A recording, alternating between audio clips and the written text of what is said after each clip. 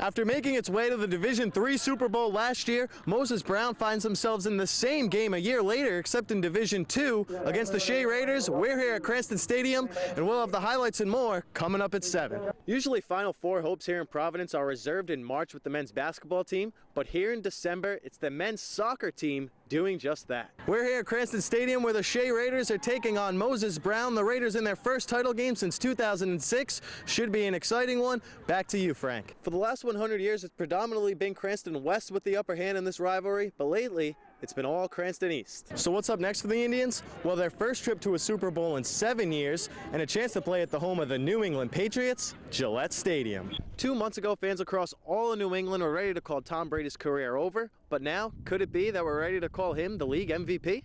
We'll have more coming up next.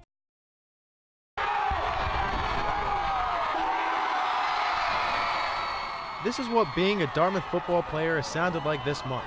The Indians have become Southeastern Massachusetts' 2014 Cinderella story, upsetting their way all the way to the Division III Super Bowl. We're the underdog all year, and we'll continue to be the underdog. After shutting out the undefeated and heavily favored Somerset Berkeley Raiders to claim the Southeast sectional title, it was another unbeaten opponent in last Saturday's state semifinal, this time Walpole. And down 14-7 at the half, the Indians finally looked to have met their match. We challenged them at halftime, said, how do you want to go out?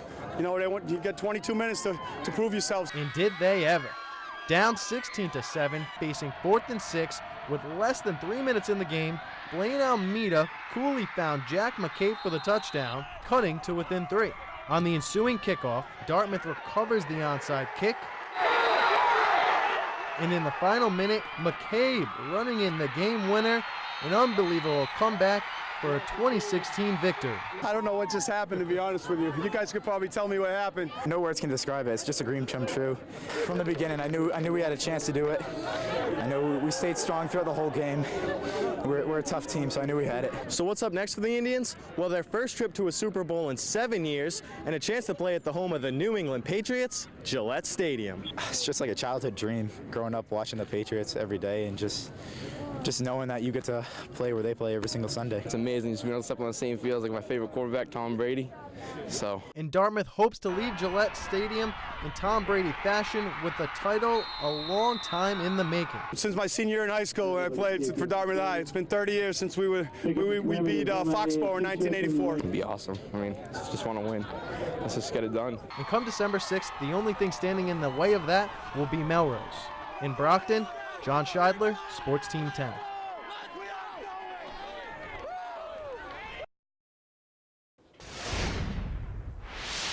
By any stretch of the imagination, this season has been a satisfying one for the Providence soccer team. For the first time ever, they won the Big East, then they won the second and third rounds of the NCAA tournament. Previously, the program had never even had a win past round 1. So, heading into today's national quarterfinal, head coach Craig Stewart said the team's goal now, a national championship. And at this point, why not? To East Lansing, Michigan we go. The winner advances to the College Cup in North Carolina. First half, Dan Newtstander, the one-timer. That'd be the equalizer to tie the game up at 1. The Friars would stretch the lead to 2-1, and then Fabio Machado bending it in there. Friars win this one 3-2. They are in the Final Four. Wow, what a game. NCAA tournament, you know, and that's I think that's what it's all about. We had, you know, goals, top-class goals, top-class saves, a real battle. And I think that's what the tournament's all about. The Friars will play either UCLA or North Carolina on Friday.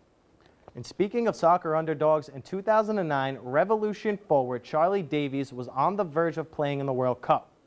But his hopes of playing for Team USA were shattered when he was involved in a car accident that killed one woman and nearly himself. 5 years later, Davies has scored 4 goals this postseason. This despite the fact that one of his legs is actually longer than the other. Davies and the Reds will be playing in the MLS Cup final tomorrow afternoon against the Galaxy. One of the other storylines in this game, of course, Landon Donovan. This will be his final professional game. So I asked Charlie earlier this week, what's it going to be like playing against Landon in his final game? I'll never forget my first cap with Lee Wynn, you know, coming into the locker room, and then you see Landon Donovan walk in, and you're like, oh my God, you know, this is crazy. You know, I was so excited. We have a very good friendship, and you know, unfortunately, I feel like I have to send him out with a loss. Kickoff is tomorrow at 3 o'clock. A busy day today on the gridiron. 2 Super Bowls being played in Rhode Island and another 6 underway in Massachusetts, those at Gillette Stadium. But let's begin over in Cranston Stadium. Of course, the big Division I showdown between Hendricken and LaSalle. Late first half, Rams down 7. Chase Pina to Henry Dunphy for the touchdown. Hendricken up 12-7 at the break. But the Hawks would dominate the rest of the way. QB John Topa, 73 yards to the house. He's your MVP in this one. Hawks complete the 5-peat, 32-7 the final. Now over to Division II, Moses Brown against Shea. The Raiders up 7, but not after this. Cuba Whitsack with the huge catch, and he's gone. We're all tied up. Later in the game, Yanque Duarte, the 13-yard touchdown. That tied up at 14, but the Quakers would own the second half. Andrew Howard, the long touchdown run there. He'd be your MVP in this game. Quakers win their first ever D2 title, 28-14. The only Southeastern Mass team in a Super Bowl is Division IV, Dartmouth taking Melrose against them. 4th and goal when Chris Martin lowers the shoulder and gets in 7-0 Indians. Later in the first, Alex Tisdale gets the handoff, cuts it upfield, and gets in untouched.